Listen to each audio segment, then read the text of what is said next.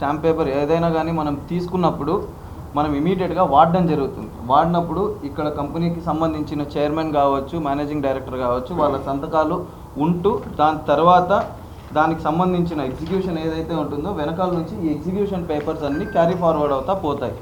అయితే నిన్న YouTube video ఛానల్లో ఎస్పెషలీ మా స్టాంప్ పేపర్ని without our consent or permission వాళ్ళు డిస్ప్లే చేయడం జరిగింది.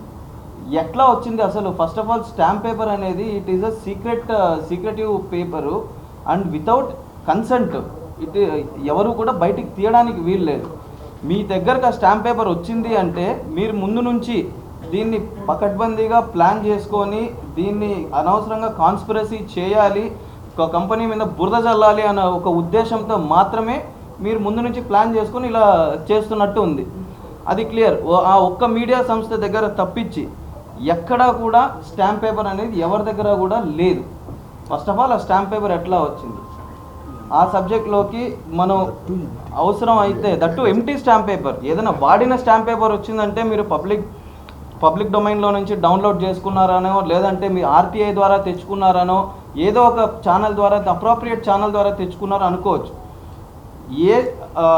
ఏది వాడుకోకుండా బ్లాంక్ స్టాంప్ పేపరు ఒక అప్రోప్రియేట్ ఛానల్ ద్వారా మీకు వచ్చిందా, వచ్చింటే ఎలా వచ్చింది అనేది క్వశ్చన్. ఒకవేళ ఏదైనా అడ్డదిడ్డంగా తెచ్చుకొని ఉంటే మాత్రం ఖచ్చితంగా దానిపైన లీగల్ యాక్షన్కి పోతాం, ఎంతవరకైనా పోతాం.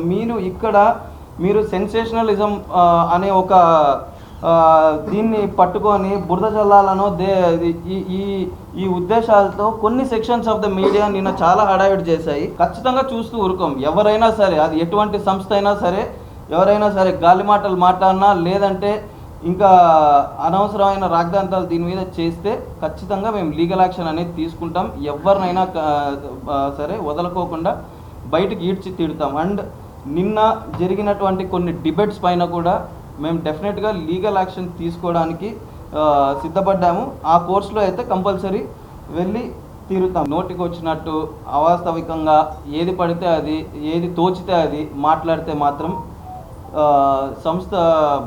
సంస్థ ప్రతినిధులుగా మేమైతే ఊరుకుండేది లేదు. దానికి తగ్గట్టుగా మేము రెమెడియల్ యాక్షన్స్ అనేది డెఫినెట్గా తీసుకోవడం జరుగుతూ ఉంది.